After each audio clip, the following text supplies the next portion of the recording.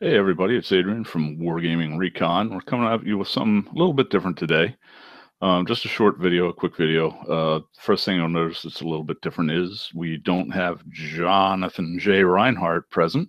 So I hope that's not too upsetting for any of you. I can't possibly imagine why it would be. But anyway, he's not here today. I'm doing this solo. And what we've got for you today is an unboxing video. Any of you who've seen any of the Wargaming Recon episodes that I've been a guest on will know that I'm a little bit of a rules junkie. And what I've been on the lookout for lately is the perfect set of World War II company level wargaming rules. Now, I know that there is no such thing as a perfect set of rules for anything, but that doesn't keep me from looking for them.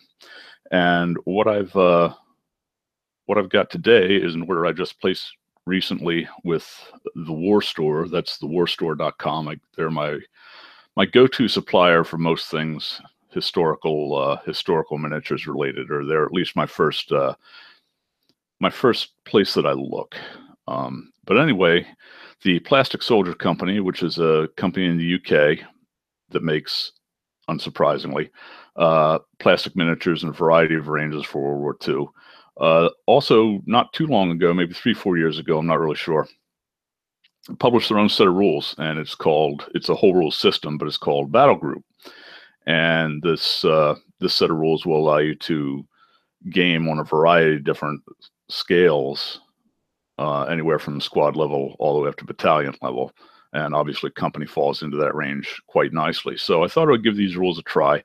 I downloaded the PDF of the Battlegroup, just the basic rule set, from the Plastic Soldier Company website. You can buy them off the website. They're not very expensive, but I bought the PDF because I wanted to check it out and see if it was anything that was going to be interesting to me. And it is. I really like the way the rules read. They're different from the other company level World War II rules that I've played in the past, which predominantly has been Flames of War, which again, anyone who's seen the episode or listened to the podcast will know I'm not a huge fan of Flames of War. It's not a bad game. It's just not my thing. But Battlegroup's very different from that. But anyway, without further ado, let's just take a look at what came in the box. Now, I'm calling it an unboxing video, but I've already opened the box because I wanted to make sure that everything that I ordered was actually in the box before I went to show it to you. And it is, of course. I've never had a problem ordering anything from the War Store. But let's take a look at what we have. Packing slip no one's going to be interested in. I actually went a little bit overboard. You only actually need the rules and one of the campaign supplements to play the game, but I ordered more than that. So it comes packed in a box filled with styrofoam peanuts. Not a fan of styrofoam peanuts. There's better ways to do that, but hey, whatever. And it comes sealed. I don't know if, yeah, it's in focus, in a plastic Ziploc bag. So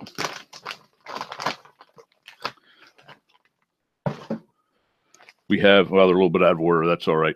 So we have the first campaign supplement that I was interested in is, you can see that, it's Battlegroup Barbarossa. And unsurprisingly, this campaign supplement is for the invasion of Russia in 1941. And what you get with these Battlegroup campaign supplements, in addition to just army lists, of which there are plenty in here, there's a huge history of the Barbarossa campaign, in addition to just the army lists. And it talks about the battles, the equipment that was used to fight them, different vehicles, different weapons, army organizations. It's just a really well put together historical references, as well as a set of army lists. And there are a number of scenarios in here, including campaign scenarios, painting guides,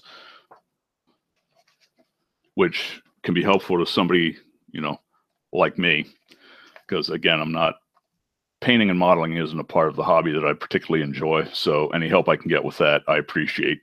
And the books are very nice. This one's hardbound. It's a really high quality product. So that's Battlegroup Barbarossa, Invasion of Russia. The next one I ordered, and this one was actually a mistake as it turned out, I didn't know that, but is Battlegroup Wacht am Rhein. And this one is a soft cover. Again, very high quality production values, but the same type of thing, a history of the Wacht am Rhein campaign, which if you're not familiar with it, that's the Battle of the Bulge. Army lists, scenarios, a small campaign, and a very well-written history of the actual Battle of the Bulge campaign. The reason I say that ordering this book was a mistake is because this is actually not a complete campaign supplement. In order to use Wacht am Rhein, you also have to have the Operation Overlord campaign supplement, and I did not know that at the time. That's not a huge problem, except apparently Operation Overlord is now out of print and you can't get it anymore. So that means that until either that goes back into print or I can find a probably overpriced used copy of Operation Overlord, I'm not really going to be able to use Wacht am Rhein. So that's a bit of a disappointment, but that's on me. I should have done a little bit more research, because it actually says on the War Store's website under the product description for Wacht am Rhein that you also need Operation Overlord. Now, the War Store didn't have Operation Overlord in stock, but I thought that that's just because they were out of stock. But that's not the case. Well, it is the case. They don't have any, but the reason they don't have any is because it's out of print. I'm sure it'll be reprinted at some point, but until it is, that particular book, aside from the history in it, is kind of useless. And then we actually have the Battlegroup rule book. Again, this one's hardcover. It is, I don't know, what is it? Oh, 130 or so pages of goodness. There is a small section of scenarios in here. The rule book doesn't actually have the big lists the way the campaign supplements do, but there are lists in here that I believe allow you to run Canadians against the Germans in Normandy, the German SS in Normandy. So technically all you'd really need to get started with the game would be the rule book, and then a German army list and some British or Canadians to get rolling with it. But the book has everything in it you would expect: artillery, air support, all the little minutia that makes World War II miniatures gaming fun. And it's got your generic type scenarios that you can set up and run with any forces that you happen to have. So really looking forward to giving these rules a try. Like I said, I did get the PDF, so I've read them. I know how they play, and I think we're really going to like them, the group that I play with. The big thing about Flames of War that kind of is a little, one of the things I don't like about it, I mean, it's just the way the game is, the way they design the game, and it's fine, but it doesn't appeal to me, is it's the points-based lists and the tournament-oriented nature of it. And I just, I don't know, it doesn't encourage very realistic list building, in my opinion. I mean, it all depends on who you play with. You can do anything you want with it. But yeah, that's just always been a bit of an issue with it for me. But that's not an issue with a game like Battlegroup. And I got a couple of other little goodies. I have a 15mm Flames of War German force, mid and late war German force that I can use with the rules.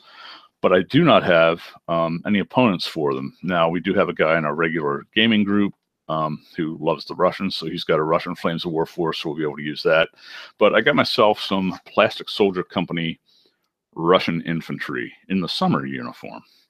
So I've painted other Plastic Soldier Company figures. I have some 20mm British troops from Plastic Soldier Company. They're really nice figures. They paint well. I got 15mm Americans from them, which I haven't finished painting yet.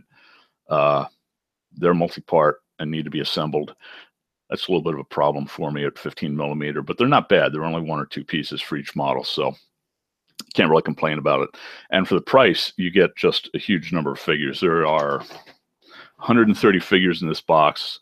You have a variety of infantry, officer, commissar types. You have support weapons like light machine guns and whatnot. There's 130 guys in the box, and the price from thewarstore.com, I believe, was $22, $24 maybe. Not very much for 130 figures. So Plastic Soldier Company 15mm infantry, worth your time and money. And they're very nice sculpts too. There's not a huge amount. There is variety, but it's not an endless amount of variety. The way you could get if you were picking figures, 4, 5, 6, individual figures from, say, a metal manufacturer like maybe Skytrex or somebody like that. But for the price, you cannot beat these. The sculpts are beautiful. There's enough variety so that all your stands don't look the same, and they're inexpensive. And the other thing I got, these aren't going to show up very well on the camera, I don't think, but these are German vehicle decals. Yeah, I don't even know if that's going to focus. I mean, there's not much to it. If you've seen one German cross, you've seen them all. But I tend not to do a whole lot of detail on the 15mm miniatures in particular. But because, again, I don't enjoy the modeling. But I thought I'd go back in and give it a try. So I ordered these decals. These are supposed to be representative of the Großdeutschland Panzergrenadier Division as they were marked up at Kursk. So we'll see. I've got some Tiger tanks to assemble. And we'll see if I can put these decals on without getting too frustrated.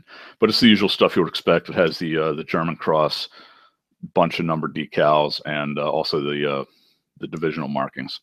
So we'll see how that goes. But anyway, that's all we've got for today. Just a quick unboxing of the Plastic Soldier Company's Battlegroup rule set, the Operation Barbarossa and Wacht am Rhein campaign books, and the Plastic Soldier Company's Russian infantry in summer uniforms, and the Großdeutschland decal pack. So I hope you'd enjoy that, and we will talk to you later.